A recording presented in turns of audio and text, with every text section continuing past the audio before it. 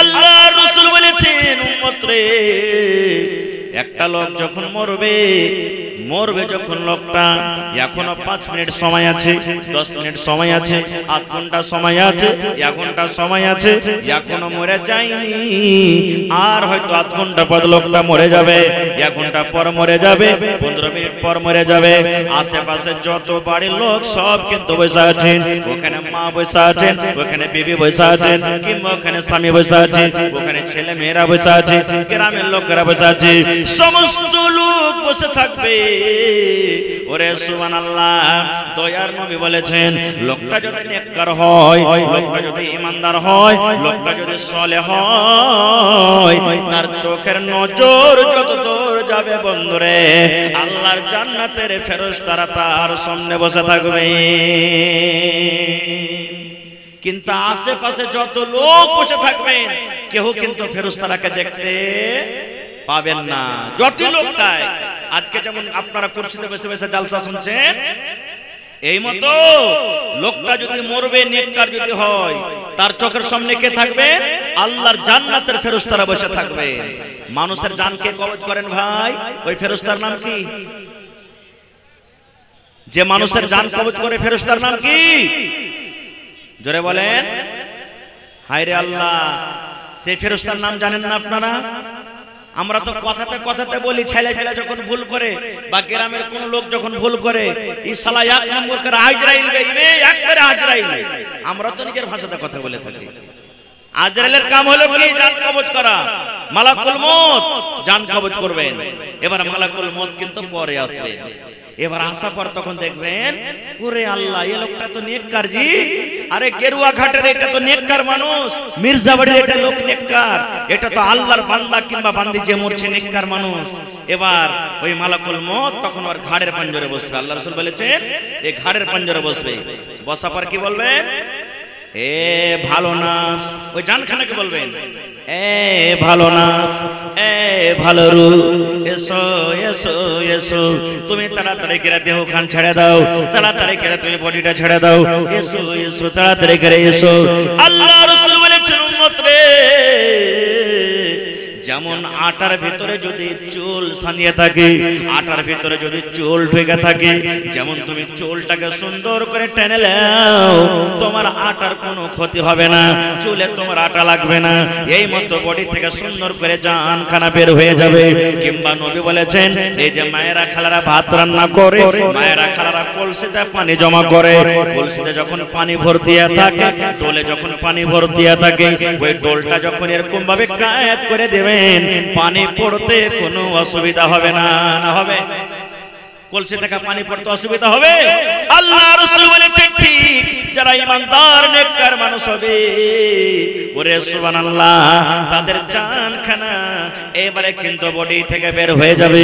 যেমন বডি থেকে জান বের হয়ে গেল, আল্লাহর ফেরেশতারা জান্নাতের ভিতর থেকে একটা রুমাল নিয়ে আসবে।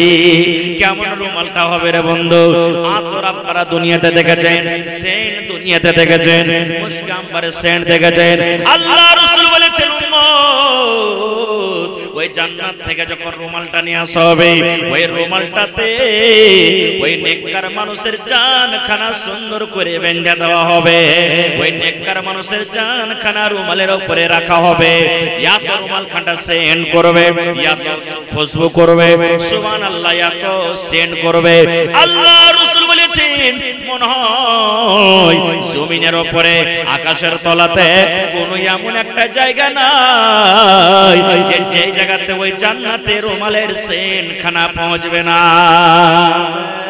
মন চলবে না তোর জোর রে, আজ মন মোর চঞ্চল রে। বৈরের পাতায় গরম পানিতে মন তোকে গোসল করাবে। বৈরের পাতায় গরম পানিতে মন তোকে গোসল করাবে। গোসল করাইয়া মন তোকে কাফন পরাবে রে, আজ মন মোর চঞ্চল রে। কাফন পরাইয়া মন্তর জানাজা পড়িবে কাফন পরাইয়া মন্তর জানাজা পড়িবে জানাজা পড়িয়া মন্তকে তফন করিবে রে আজ মন মর চঞ্চল রে মা কান্দিবে বেটার বেটা বোন কান্দিবে ভাই মা কান্দিবে বেটার বেটা বোন কান্দিবে ভাই ঘরের বেগম সেও তো কাঁদবে আর তো কেহ নাই রে আজ মন মর চঞ্চল রে মা কান্দিবে বেটার বেটা বোন কান্দিবে ভাই পরের বেটি সেও তো কাঁদবে আর তো কেহ নাই রে আজ মন মর চঞ্চল রে আজ মন মর চঞ্চল রে ভাই ঝরে দুটি আঁখি বুঝাইলে বোঝেস না তুই কোন জঙ্গলের পাখি রে আজ মন মর চঞ্চল রে নারে তাকবীর আজকে জলসার আমার যোগ্যতময় শ্রদ্ধেয় সভাপতি সাহেব উপস্থিত উলামায়ে কেরাম সামনে বসে থাকা ইসলাম দরদি দিন দরদি ভাই ও বাবাজিরা পর্দানশীল মায়েরা এবং খালারা সমস্ত তারিফ ও গুণগান সেই মহান আল্লাহ তাবারক ওয়া তাআলার জন্য যে মহান আল্লাহ তাবারক ওয়া তাআলা আজকে আমাদেরকে নরম গরম বিছানাকে ত্যাগ করে ফ্যানের বাতাস কে ত্যাগ করে এই গেরুয়া ঘাট জামে মসজিদের এই জালসার পিন্ডালের তলাতে একত্রিত হয়ে বসে কিছু বলার ও শোনার তৌফিক দিয়েছেন তাই আমরা সে আল্লাহর প্রশংসা করি অন্তর থেকে মুহাব্বতের সাথে একটু আপনারা সকলেই পড়েন আলহামদুলিল্লাহ তারপর আমাদের শেষ নবী হযরত মুহাম্মদুর রাসূলুল্লাহ পড়েন সাল্লাল্লাহু আলাইহি ওয়াসাল্লামের পর অগণন দারুদ শরীফ শান্তির দ্বারা বর্ষিত হোক আমিন আল্লাহুম্মা সাল্লি আলাইহি আল্লাহুম্মা বারিক আলাইহি বন্ধুগণ আজকে আমি আপনাদের সামনে কোরআন মাজিদ থেকে একটি আয়াত তেলাওয়াত করেছি এবং আল্লাহর নবী মুহাম্মদ সাল্লাল্লাহু আলাইহি ওয়াসাল্লামের একটি হাদিস পড়েছি সেই আয়াত এবং হাদিসকে সামনে রেখে আমি আমার বক্তব্য ইতি করব আমা তাওফিকি ইল্লা বিল্লাহ আল্লাহর কাছে দোয়া করি রব্বুল আলামিন আমি যা কিছু বলবো যেন সেই হাদিস এবং কোরআন থেকে বলতে পারি এবং ছোট বড় সকলে যেন শোনার পর আমরা আমল করতে পারি তার জন্য আল্লাহ আমাদেরকে তৌফিক দেন পড়ুন আল্লাহুম্মা আমিন ভাই মুসলমান আজকে আপনাদের সামনে আমি আলোচনা করব সালেহ এবং গায়র সালেহ ঈমানদার এবং গুনাহগার পাপীদের মওত যখন হবে কিভাবে হবে যারা ঈমানদার নেককার মানুষ তাদের মওত কিভাবে হবে যারা গুনাহগার পাপী আল্লাহকে মানে না আল্লাহ রাসূলকে মানে না শরীয়ত মানে না দিন মানে না তাদের মওত কিভাবে হবে এবং কিয়ামতের দিন আল্লাহ তাবারক ওয়া তাআলা এই যে যারা দুনিয়াতে পাপ করে গুনাহ করে তারা জান্নাত যেতে পারবে কি পারবে না এ সম্পর্কে কয়েকটি কথা আপনাদের সামনে রাখবো ইনশাআল্লাহ তাআলা ভাই মুসলমান প্রথম তো আমাদেরকে এটা বিশ্বাস করতে হবে যে মওত ইয়াকিনী আছে একদিন দুনিয়া ছেড়ে আমাদেরকে যেতে হবে বিশ্বাস আছে না একটু আমার সাথে কথা বলবেন আপনারা শুনতে এসেছেন আপনারা যদি ভালোভাবে ধ্যান দিয়ে শুনেন আমাকে বলতে ভালো লাগবে আপনারা কথাটা বুঝতে পারবেন মওত ইয়াকিনী আছে মওত একদিন আসবে এটার পরে বিশ্বাস আছে আমাদের ঈমান আছে না নেই জি ঈমান আনতে হবে আর এটার পরেও আমাদেরকে বিশ্বাস করতে হবে, ঈমান আনতে হবে যে মতের পর একদিন কিয়ামত ঘটবে, দুনিয়া ফানা হবে, শেষ হয়ে যাবে, আর বিচারের মাঠে কিয়ামতের দিন আমরা দুনিয়াতে যা কিছু করব আল্লাহ তাবারাক ওয়া তাআলা এর হিসাব কিতাব নেবেন। এটার পরে বিশ্বাস আছে না নাই? আচ্ছা ভাই, 6টা জিনিসের পরে ঈমান আনতে হবে আমাদেরকে। একটা মুসলমানকে জানা দরকার, একটা মুসলমানের জন্য এটা শিখা ফরজ বা ওয়াজিব। কি কি? আমানতু বিল্লাহি ওয়া মালাইকাতিহি ওয়া কুতুবিহি ওয়া রুসুলিহি ওয়াল ইয়াউমিল আখির ওয়া তুমিনা বিল কদরি খাইরিহি ওয়া শাররিহি। এই 6টা জিনিসের পরে ঈমান আনতে হবে আমাদেরকে। আমানতু বিল্লাহ মানে আমি আল্লাহর প্রতি ঈমান আনলাম। আল্লাহ কয় আছেন ভাই? আল্লাহ হলেন কয়? একটু কথা বলেন। আল্লাহ হলেন এক। আল্লাহর মা আছে কি? আল্লাহর বাবা আছে কি? আল্লাহর ছেলে মেয়ে আছে কি? আল্লাহর ভাই বেরাদার আছে কি? আল্লাহর বিবি বাচ্চা আছে কি? কেউ নেই। কারণ আল্লাহ তাবারাক ওয়া তাআলা বিভিন্ন জায়গাতে বলছেন। আর একটা সূরা আমাদের সবারই মুখস্থ আছে, যে সূরাটার নাম হলো সূরা ইখলাস। আল্লাহ বলছেন, কুল, হে নবী আপনি বলে দেন, হুয়াল্লাহু আহাদ, আল্লাহ হলেন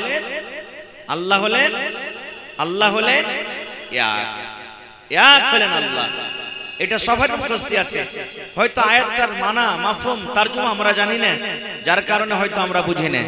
তো ভাই আমার, আল্লাহ হলেন এক। দ্বিতীয় কথা, দ্বিতীয় নম্বরে আল্লাহ তাবারাক ওয়া তাআলা রাসূল বলছেন, আমানতু বিল্লাহি ওয়া মালাইকাতিহি, আল্লাহর যত ফেরেশতা আছেন সমস্ত ফেরেশতাদের প্রতি ঈমান আনতে হবে। যেমন বড় বড় 4টা ফেরেশতা, তার মধ্যে হলেন একটা হযরত জিবরিল আলাইহিস সালাম, যে নবীদের কাছে আল্লাহ তাবারাক ওয়া তাআলার বিধান আহকাম কানুনকে নিয়ে নবীদের কাছে পৌঁছালছেন। একটা হলো মালাকুল মউত, যে মানুষের জান কবজ করে। একটা হলেন ইসরাফিল আলাইহিস সালাম, যে কিয়ামতের দিন সুর ফুঁকবেন।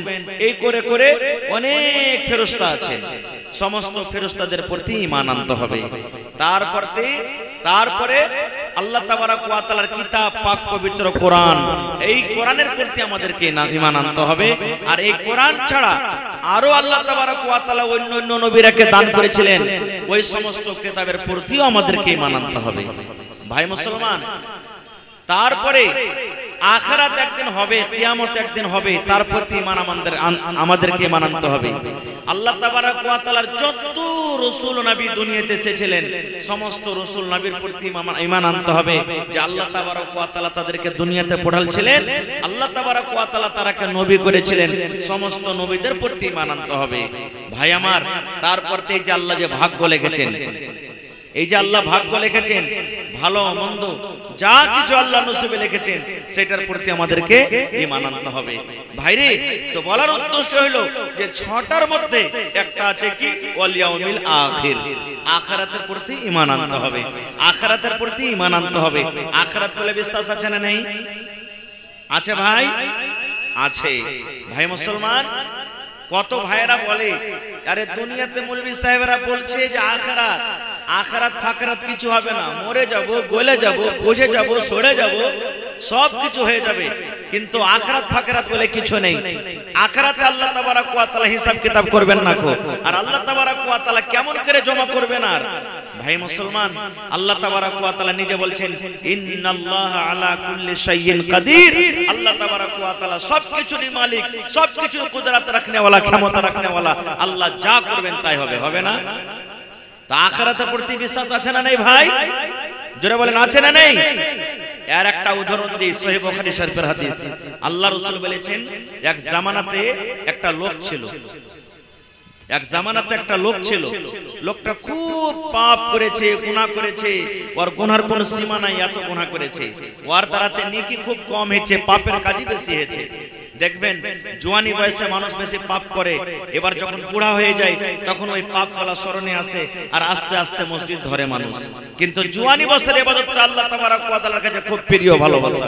খারজা হোক, ওই লোকটা মরবে, ও বুঝে লেছে যে আর দুনিয়াতে আমি বেশি দিন বাঁচবো না, এখন মরে যাব। কয়েকটা তার বেটা ছিল, সবটি বেটাটাকে জমা করেছে।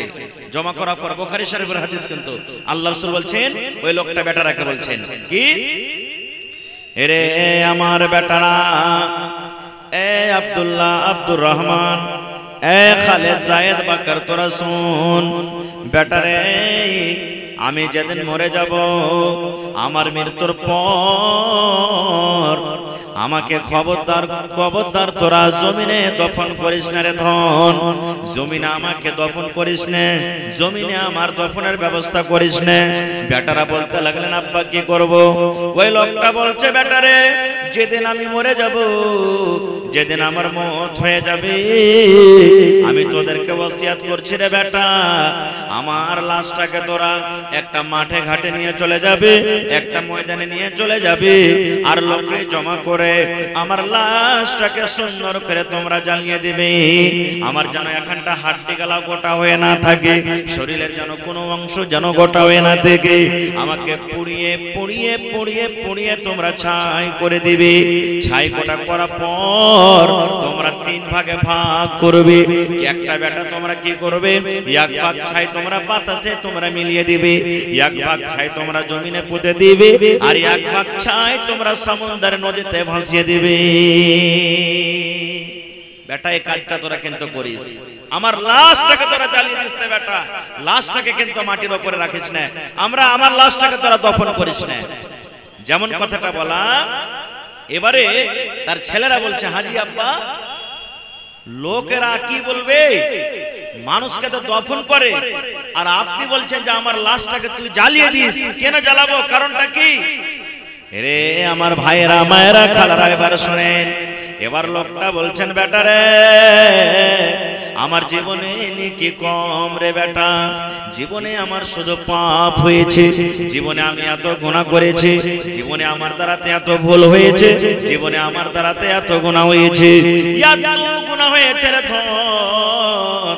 আল্লাহ রাব্বুল আলামিন যদি ক্ষমতা রাখেন, আমাকে যখন তোরা দফন করে বাড়িতে চলে আসবি, আল্লাহ রাব্বুল আলামিন যদি আমাকে কবরে জীবিত করে দেন, আর আমার গুনাহগুলোর ব্যাপারে যদি আল্লাহ জিজ্ঞাসা করেন, আমি হিসাব দিতে পারবো না রে ধন, আমার হিসাব দেওয়ার ক্ষমতা নয়।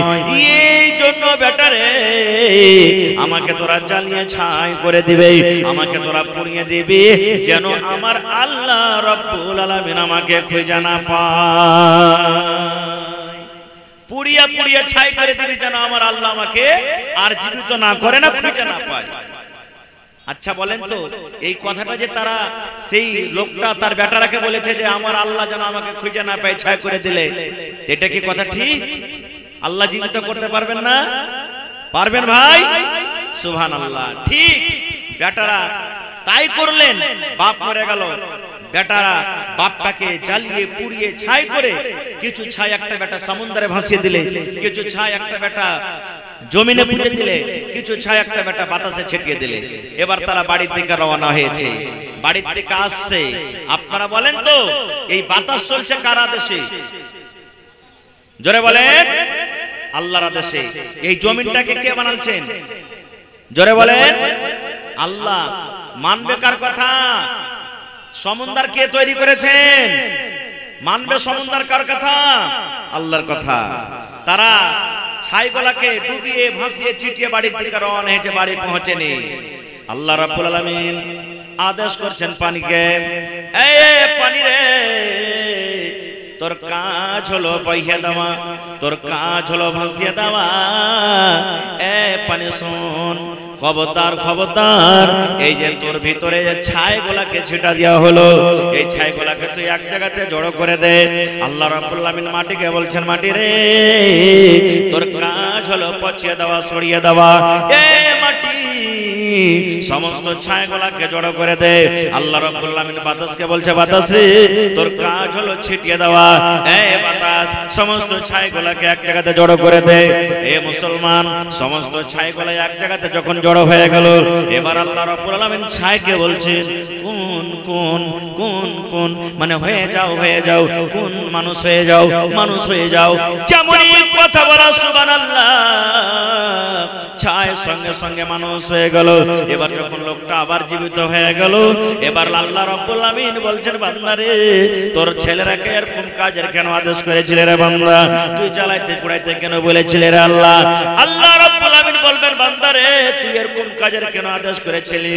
এবার লোকটা তখন বলবে, মাবুদ সব কিছুরই মালিক আল্লাহ, তুমি জানছো দেখছো রাব্বুল আলামিন, আল্লাহ জীবনে আমার গুনাহ বেশি, জীবনে আমি পাপ বেশি করেছি, আমার দ্বারাতে নেকি কম হয়েছে, জীবনে আমি গুনাহ বেশি করেছি। আল্লাহ যে মরার টাইমে তোমাকে বলে ডর হয়েছে, জাহান্নাম বলে আল্লাহ ভয় হয়েছে, কবর বলে আল্লাহ ডর হয়েছে। মাবুদ একমাত্র তোমার জাহান্নামের ভয় আমি এটা কাজ করেছি। আল্লাহ রাব্বুল আমিন বলেন, ও নবী গো শুনে নাও, যখন মরার টাইমে মরার সময়তে ওই লোকটা এত গুনাহ করার পর, এত পাপ করার পর যখন তওবা করেছে, আমার কবর বলে ডর হয়েছে, জাহান্নাম বলে যখন ডর হয়েছে, আমি আল্লাহ রাব্বুল আমিন তার জীবনের গুনাহকে maaf করে আমি আল্লাহ তাকে জান্নাতে ঘোষণা করে দিলাম। নারে তাকবীর। ভাই কেন হাদিসটা বললাম? কয়েকটা কথা কেন লুকিয়ে আছে, বলার উদ্দেশ্য হলো এই যে আপনাদেরকে এই জন্য শোনালাম হাদিসটা, যে আল্লাহ তাবারাক ওয়া তাআলা মৃত ব্যক্তিকে জীবিত করার ক্ষমতা রাখেন। বিশ্বাস আছে না নেই? জোরে বলেন, বিশ্বাস আছে না নেই? এবারে একদিন মরতে হবে, এটা বিশ্বাস আছে। আমরা তো মুসলমান বলি, আমার গায়ের মুসলিম ভাইরা তাও বলে একদিন মরতে হবে। হবে না? বলে না তারা? একদিন মরতে হবে। এবার মত কখন হবে আল্লাহ তাবারাক ওয়া তাআলা ছাড়া কেউ জানে না। আল্লাহ রাব্বুল আলামিন সূরা লোকমান খুলে দেখবেন, শেষের আয়াতটাতে 5টা জিনিসের জিকির করেছেন। তার মধ্যে একটা হলো যে তুমি কোন জায়গাতে যে মরবে, কোন জায়গাতে তোমার মত হবে আল্লাহ জানেন, আল্লাহ ছাড়া কেউ জানে না যে মানুষের কোন জায়গাতে মত হবে।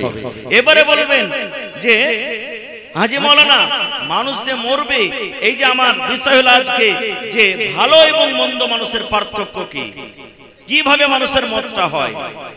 বারা বিন আযিব রাদিয়াল্লাহু তাআলা আনহু একজন সাহাবী, উনি বলছেন আল্লাহর নবী বলেছেন, নেককার মানুষ, বদকার মানুষ, সালেহ মানুষ, গায়র সালেহ মানুষ, নেককার মানুষ, গুনাহগার মানুষের মধ্যে তফাৎ বারা বিন আযিব রাদিয়াল্লাহু তাআলা আনহু বলেন, আল্লাহর রাসূল বলেছেন, উম্মত রে, একটা লোক যখন মরবে যখন লোকটা এখনো 5 মিনিট সময় আছে, 10 মিনিট সময় আছে, আধ ঘন্টা সময় আছে, 1 ঘন্টা সময় আছে, এখনো মরে যায়নি, আর হয়তো আধ ঘন্টা পর লোকটা মরে যাবে, 1 ঘন্টা পর মরে যাবে, 15 মিনিট পর মরে যাবে। আশেপাশে যত বাড়ির লোক সব কিন্তু বসে আছেন, ওখানে মা বসে আছেন, ওখানে বিবি বসে আছেন, কিংবা ওখানে স্বামী বসে আছে, ওখানে ছেলে মেয়েরা বসে আছে, গ্রামের লোকেরা বসে আছে, সমস্ত লোক বসে থাকবে। ওরে সুবহানাল্লাহ, দয়ার নবী বলেছেন, লোকটা যদি নেককার হয়, লোকটা যদি ঈমানদার হয়, লোকটা যদি সালেহ হয়, তার চোখের নজর যত দূর যাবে বন্ধুরে, আল্লাহর জান্নাতের ফেরেশতারা তার সামনে বসে থাকবে। কিন্তু আশেপাশে যত লোক বসে থাকবেন, কেউ কিন্তু ফেরেশতারাকে দেখতে পাবেন না, যত লোক তাই। আজকে যেমন আপনারা কুরসিতে বসে বসে জালসা শুনছেন, এই মতো লোকটা যদি মরবে, নেককার যদি হয়, তার চোখের সামনে কে থাকবে? আল্লাহর জান্নাতের ফেরেশতারা বসে থাকবে। মানুষের জানকে কবজ করেন ভাই, ওই ফেরেশতার নাম কি? যে মানুষের জান কবজ করে ফেরেশতার নাম কি? জোরে বলেন। হায়রে আল্লাহ, সেই ফেরেশতার নাম জানেন না আপনারা? আমরা তো কথাতে কথাতে বলি, ছেলে ফেলে যখন ভুল করে বা গ্রামের কোন লোক যখন ভুল করে, ই শালা 1 নম্বর করে আজরাইল গাইবে, একবারে আজরাইল। আমরা তো নিজের ভাষাতে কথা বলে থাকি। আজরাইলের কাম হলো কি? জান কবজ করা। মালাকুল মউত জান কবজ করবেন। এবার মালাকুল মউত কিন্তু পরে আসবে। এবার আসার পর তখন দেখবেন, ওরে আল্লাহ, এই লোকটা তো নেককার জি, আরে গেরুয়া ঘাটের এটা তো নেককার মানুষ, মির্জাবাড়ির এটা লোক নেককার, এটা তো আল্লাহর বান্দা কিংবা বান্দি যে মরছে নেককার মানুষ। এবার ওই মালাকুল মউত তখন ওর ঘাড়ের পাঞ্জরে বসবে। আল্লাহ রাসূল বলেছেন, এই ঘাড়ের পাঞ্জরে বসবে। বসার পর কি বলবেন? এ ভালো নাফস, ওই জানখানাকে বলবেন এ ভালো নাফস, এ ভালো রূহ, এসো এসো এসো, তুমি তাড়াতাড়ি করে দেহ খান ছেড়ে দাও, তাড়াতাড়ি করে তুমি বডিটা ছেড়ে দাও, এসো এসো তাড়াতাড়ি করে এসো। আল্লাহ রাসূল বলেছেন উম্মত রে,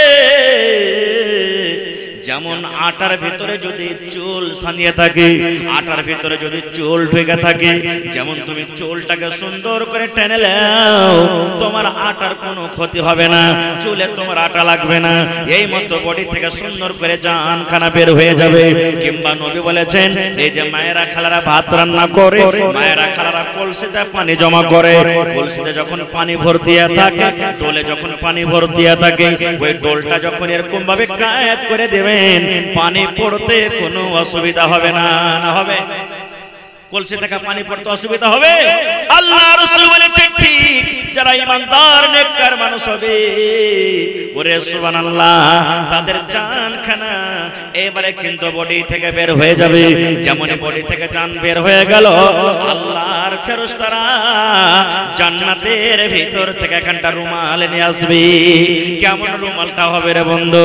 আতর আপনারা দুনিয়াতে দেখেছেন, সেন্ট দুনিয়াতে দেখেছেন, মুশক আম্বারের সেন্ট দেখেছেন। আল্লাহ রাসূল বলেছেন উম্মত, ওই জান্নাত থেকে যখন রুমালটা নিয়ে আসা হবে, ওই রুমালটাতে ওই নেককার মানুষের জানখানা সুন্দর করে বেঁধে দেওয়া হবে। ওই নেককার মানুষের জানখানা রুমালের উপরে রাখা হবে। ইয়া তো রুমাল খানটা সেন্ট করবে, ইয়া তো খুশবু করবে, সুবহানাল্লাহ, ইয়া তো সেন্ট করবে। আল্লাহ রাসূল বলেছেন মনে হয় জমিনের উপরে আকাশের তলাতে কোন এমন একটা জায়গা নাই যে জায়গাতে ওই জান্নাতের রুমালের সেন্ট খানা পৌঁছবে না। এবার রূহটাকে সুন্দর করে রুমালে বেড় দিয়ে দিবে। বেড় দেওয়ার পর ফেরেশতারা লুচালুচি করবে। ও বলছে আমাকে দাও, আমি নিয়ে যাব। ও বলছে আমাকে দাও, আমি নিয়ে যাব। ও বলছে আমাকে দাও, আমি নিয়ে যাব। এবার জানখানাকে ফেরেশতারা নিয়ে যেতে যেতে যেতে কোথায় নিয়ে যাবেন? কোথায় নিয়ে যাবেন? সূরা ওয়াইলুল মুতাফফিফিন কোরআনে আছে না? সূরাতুল মুতাফফিফিন কোরআনে একটা সূরা আছে, আম্মা পড়াতে দেখবেন। ওখানে দুটো কথা আছে, একটা ইল্লিন, একটা হলো সিজ্জিন। যারা নেককার মানুষ হবে, যারা ভালো মানুষ হবে, ওই রুমালটাকে, ওই রূহখানটাকে তারা সাত আকাশের উপরে জায়গাটা আছে ইল্লিন, সাত আকাশের উপরে নিয়ে যাবেন। কিভাবে? ফেরেশতারা জানখানটাকে নিয়ে আসমানে চলে যাবেন। আসমানে গেট আছে না ভাই? আসমানে দুয়ার আছে না নেই? জোরে বলেন, দুয়ার আছে না নেই? না থাকলে আমার নবী মেরাজে কেমন করে গেছিলেন? সাত আকাশের উপরে কেমন করে গেছিলেন? জানখানটাকে নিয়ে চলে যাবেন। এবার প্রথম গেটে আসমানে চলে যাবেন। এরকম ভাবে তাকে দরজাতে ইশারা করা হবে।